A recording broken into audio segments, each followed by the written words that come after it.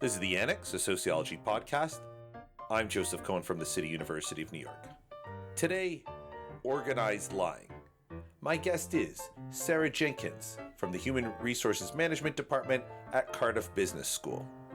Our discussion was recorded on March 21st, 2019.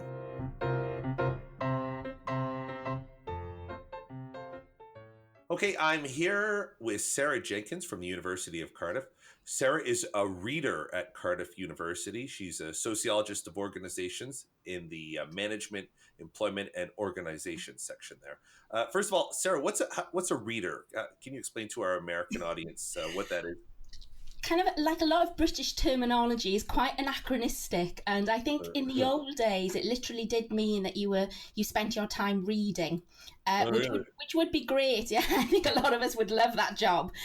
Yeah. But, what they've actually done now in a kind of classic organisation sort of politics is insert it before you get to professor. So it's another rung on the progression track that we have in the UK. So before you can become a professor, you have to go through the readership. And unfortunately, we have to do all the research and the teaching as well. And it's not just reading anymore. But that would be good. You just don't get the thing. Oh, so it's just like a higher vertical hierarchy, a couple extra steps. Yeah, absolutely. Just a few more rungs to go to again. Yeah, absolutely. In 2017, Sarah published a great paper with her co-author, Rick Delbridge, Trusted to Deceive, a case study of strategic deception and the normalization of lying at work. And it was in organization studies. First of all, thank you for joining us. Thank you. And but before let's get into the paper first, and then I want to come back to life at business school just for a second, if we can. But before we start, let's talk about the study. And before we get into those details, let's talk about lying in general. Sometimes when we think of lying, we think of like betrayal or some type of underhanded moral transgression. But lying is very common, right? It's a commonplace facet of social life. Absolutely. Yeah. Alec Goffman, it's part of the wheels of sort of social interaction that we all engage in, no matter how much we don't like to admit it, but we do. and it is definitely part of people's jobs, right? Like you point out, police officers or flight attendants. What type of work has been done on lying at work in the past? Yeah, there's been some really great sociological studies. Shulman, who I think Shulman is based in the New York State University. Is the name is Cornell, and Shulman did a really great study about private detectives and how lying is a kind of feature of the work within a private detective's job. And then there's been kind of studies that have looked at lying in a more episodic manner. So a really good study by, again, some American academics called Alpert and Noble, who looked at the different features of lying in police work, some of which is just what they call administrative lying. So, for example, you're just about to finish duty, you get a call 2 minutes before you're about to sign off, asking you to go to a situation, and you kind of ignore the request so that you can get home on time.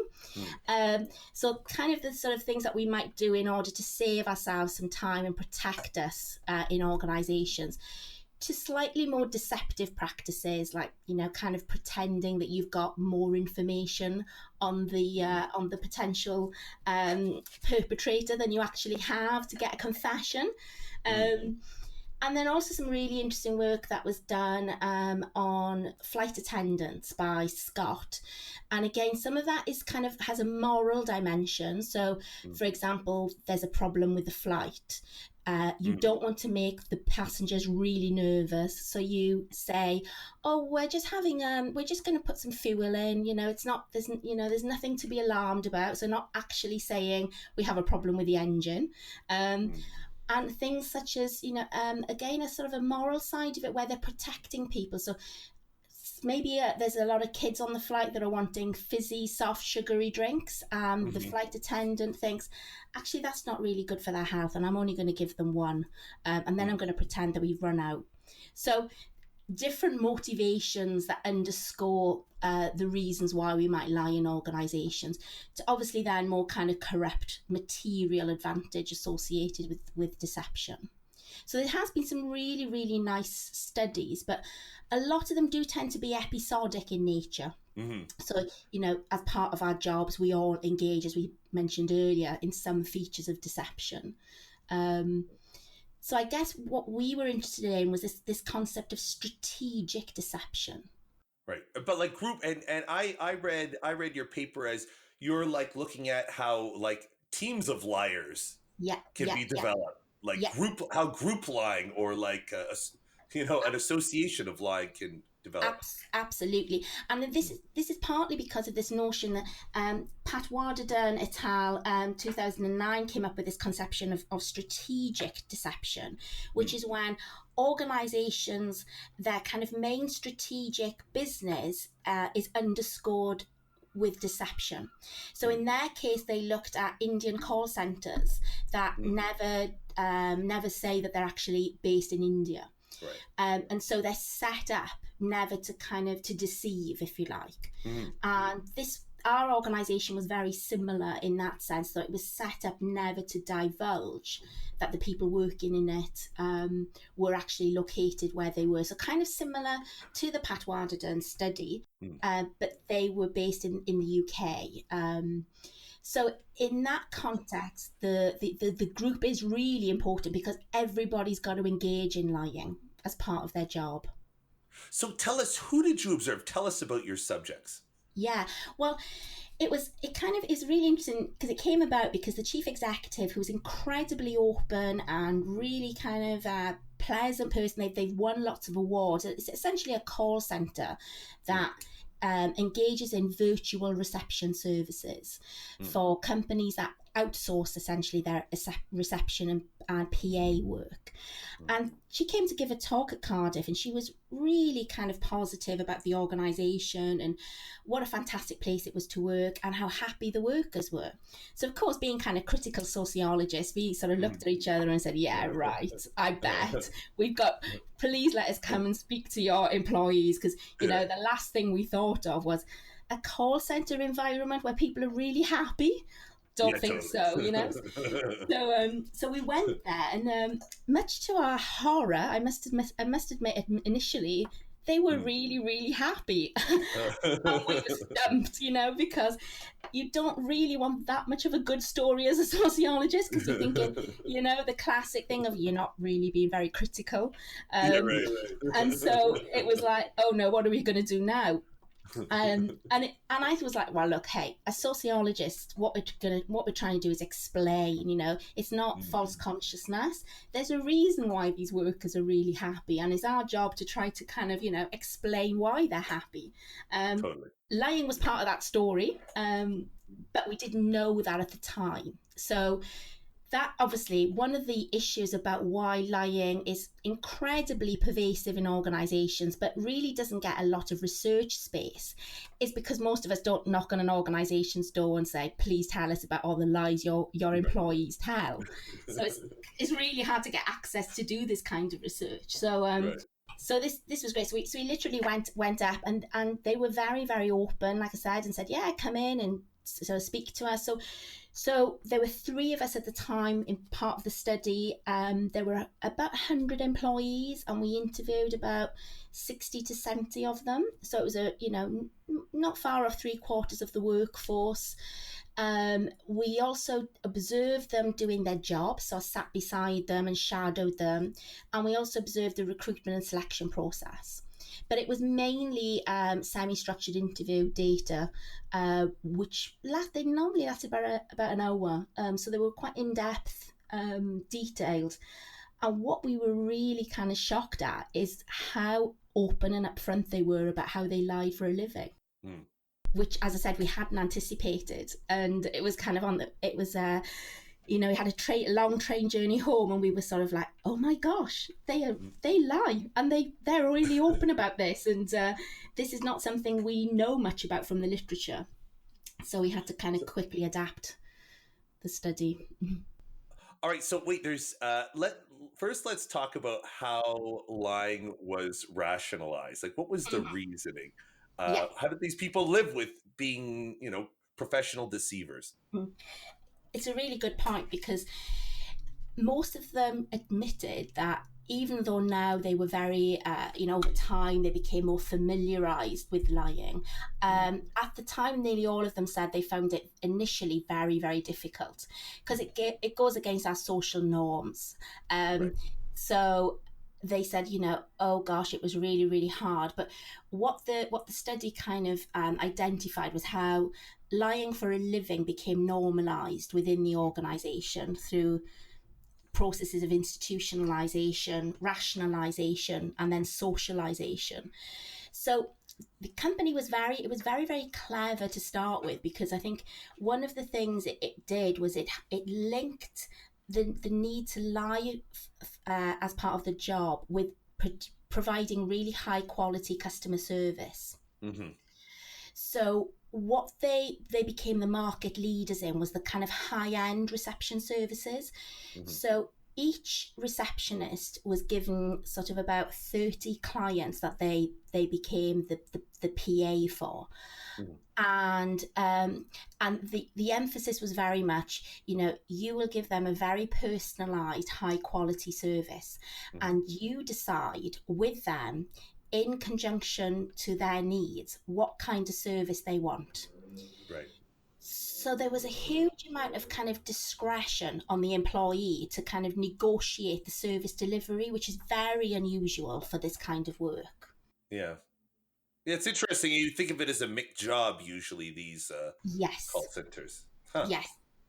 Very interesting. Yeah, and so this is definitely not a kind of tailorized, high quantity call center environment.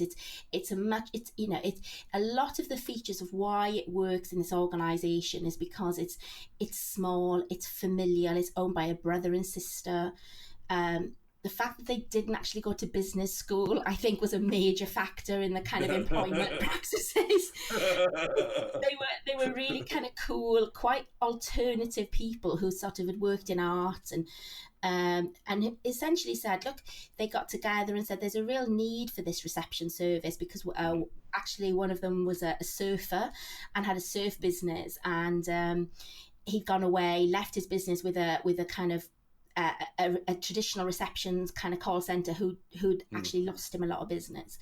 So Interesting. he sort of got around and said to his sister, hey, there's a real kind of market need here for providing really good quality reception work.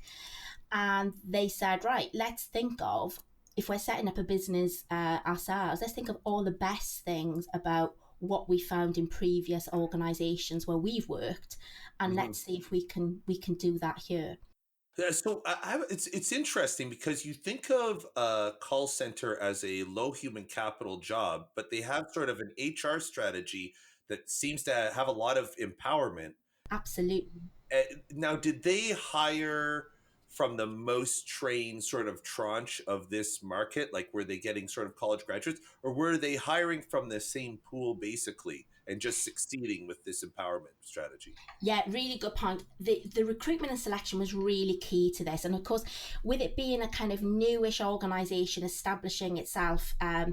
only a few years before it could actually do that, so it could say this is what we're looking for, Hmm. and absolutely that they were still sort of semi-skilled. They weren't kind of college educated employees. They were all women. They were working class women Hmm. who demonstrated a high propensity for service quality. That's Hmm. what they looked for. So people Huh. that had maybe had other kinds of jobs but were really interested in providing a good customer service. Hmm.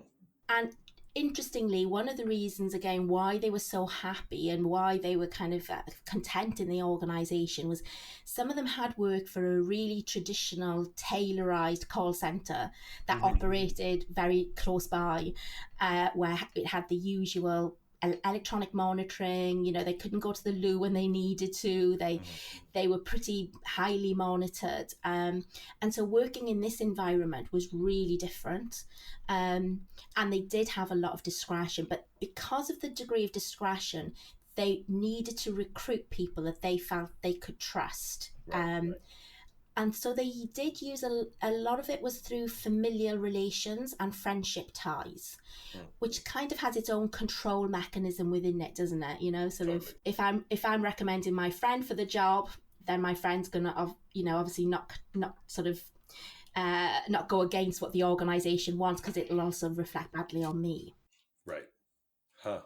So it was quite homogenous, white working class women who had previously worked in a range of mainly service roles, but had this propensity, as they saw it, for high quality service, that they would go the extra mile in service delivery. It's really interesting though, because it sort of runs against I'd say like an orthodoxy, or like maybe a proclivity in HR, where we Mm, filter on education, and a lot of people who don't get high level degrees or things like that, they don't get tracked towards highly empowered mm, mm. jobs. It's Yep, a very, very interesting it is. sort of HR model.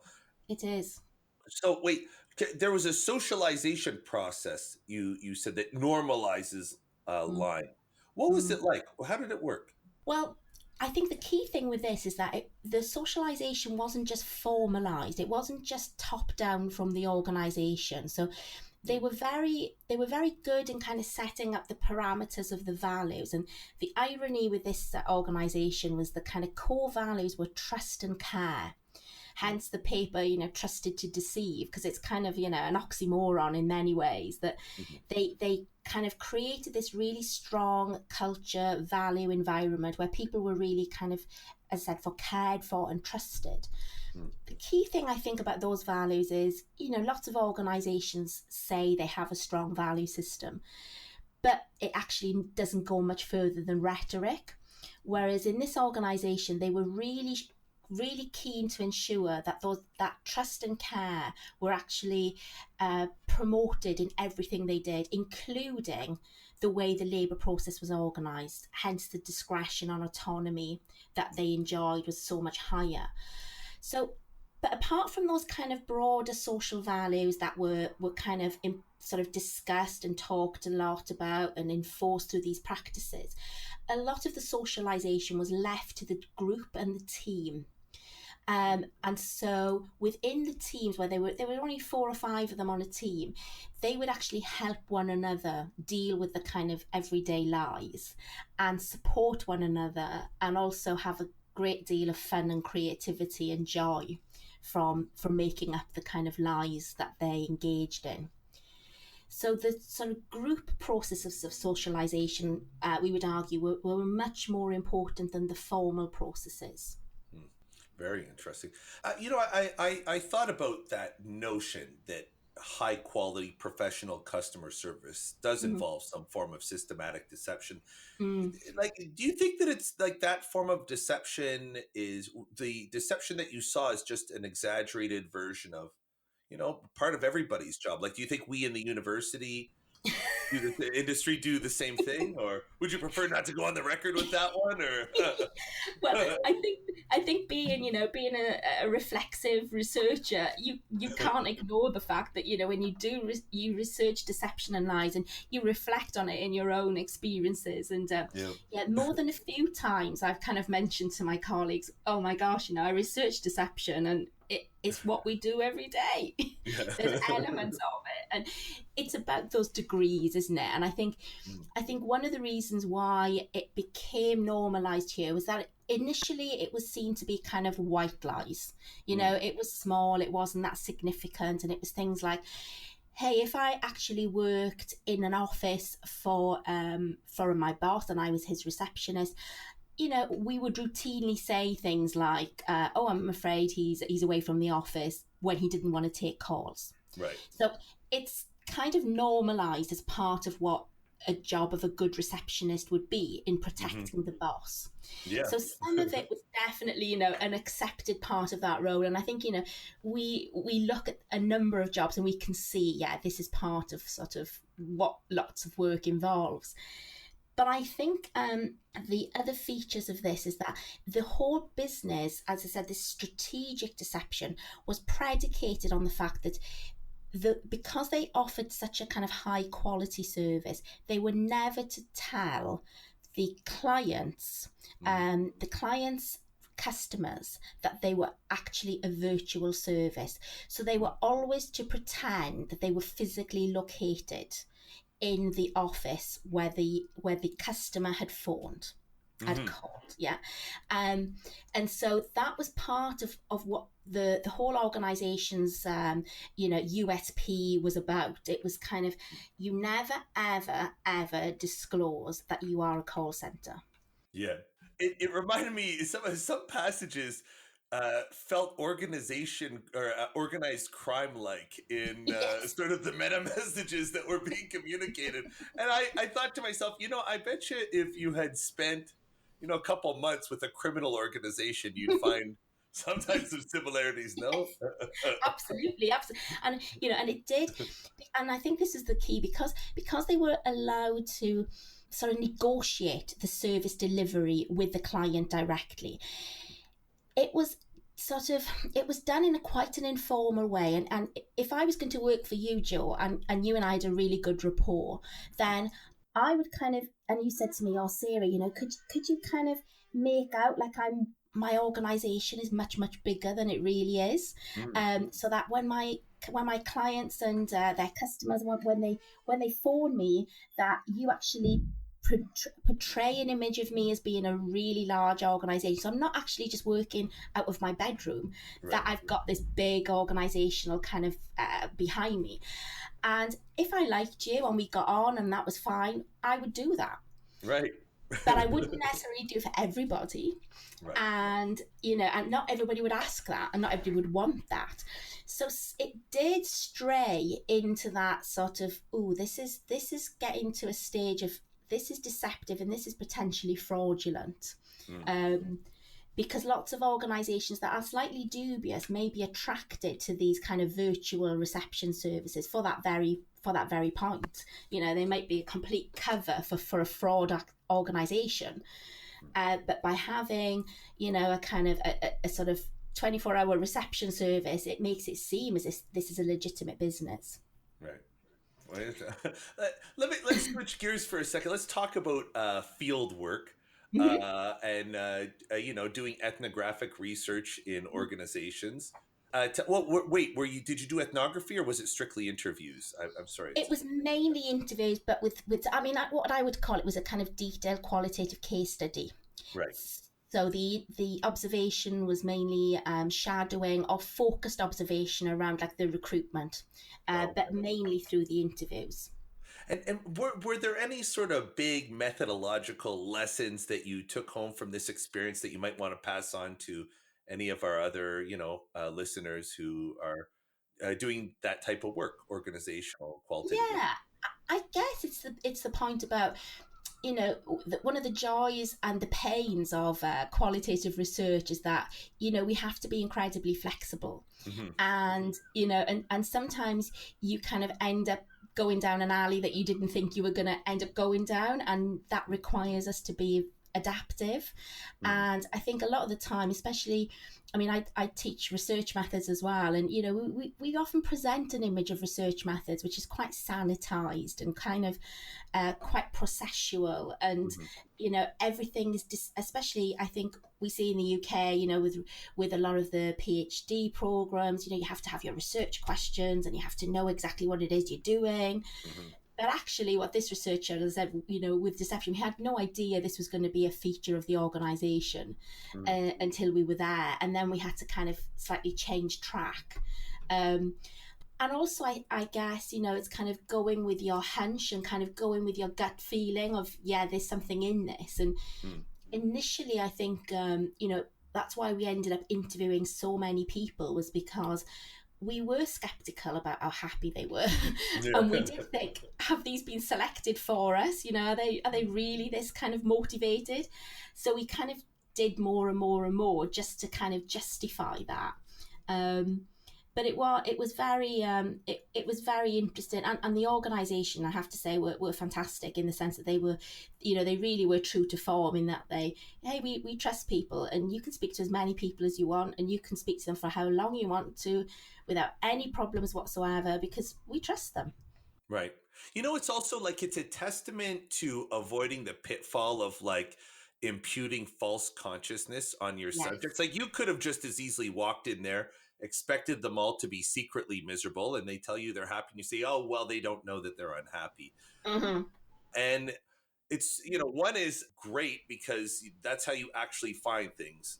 Yeah, So yeah, I love that about what you did. great. Also, it's like research is boring when you're trying to prove a point that you Yes, said at the beginning, right? yes. Well, that's what I say to students who kind of get really nervous when you say, well, you might not actually end up doing the PhD or your study on this area, that it actually might be something quite different. And of course, that's terrifying, isn't it? Because you're going to, Yeah. oh my God, I've done all this kind of literature evaluation. What am I going to do with it? But I said, well, what's the point of doing research if we know what it is we're going to find before we've done it? So it was really revelatory, yeah. It's hard though because I also teach research methods, and I feel your pain. well, it's like, and there's a real push, I think, to teach a sort of scientism. Yeah, yeah. But it's like, geez, how do you portray what we do then as social scientists? If like Mm-hmm. it's not hypothesis testing, Yeah, obviously, yeah. but well, like how do you portray the process or the product that we're putting out, if not scientific tests? Mm-hmm. Well, what I would say is it's not scientific in that traditional kind of positivistic science tradition of what is science, Hmm. but that doesn't mean to say that it's not relevant, robust, authentic, and plausible. Mm. So what we're trying to do always is to ensure that we provide a kind of a really strong, robust story that represents our case and our study in an authentic way, Mm. in as true a way as we can we do that. And there are, it's not quite the same approaches and methods that we have in the scientific method, but that doesn't mean to say that it shouldn't be systematic and rigorous, in that way. So, what are you working on next? Yeah, so I've moved into looking at worker cooperatives, Mm. which is quite it's interesting again, because in the UK we haven't had a very embedded kind of worker cooperative movement. Um, but I think, what's interesting is, since the financial crisis, what we see with cooperative studies is that it kind of goes in waves, it's in cycles. Hmm. So after a crisis, obviously, we see a kind of a resurgence of interest in alternative forms. So I've done one study on a worker cooperative, and I'm now looking at, I've just done some research over the summer on a social care cooperative. Mm. So we have a major problem with social care employment in the UK, because it's very, I don't know if the similar situation in the US, it's very low paid. Mm. There's major problems of recruitment and turnover, and the quality of the care given can be very sort of sporadic. So I'm looking at an organisation which has kind of changed its whole approach from being a charity to a care cooperative, to see if that has an impact on the employee experience of work. So that's really interesting, and it's quite exciting in the context of Wales, where we're based, because our government is very, very supportive of cooperatives, and has passed a kind of legal requirement that organisations, when they outsource care, should look in the first instance to outsource to a cooperative. So it's kind of trying to create a framework where cooperatives are very much part of the kind of economic regeneration process in what is a very poor part of a Western economy. So it's interesting.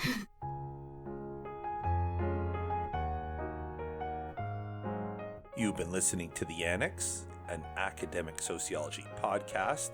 You can visit our show site at sociocast.org/annex.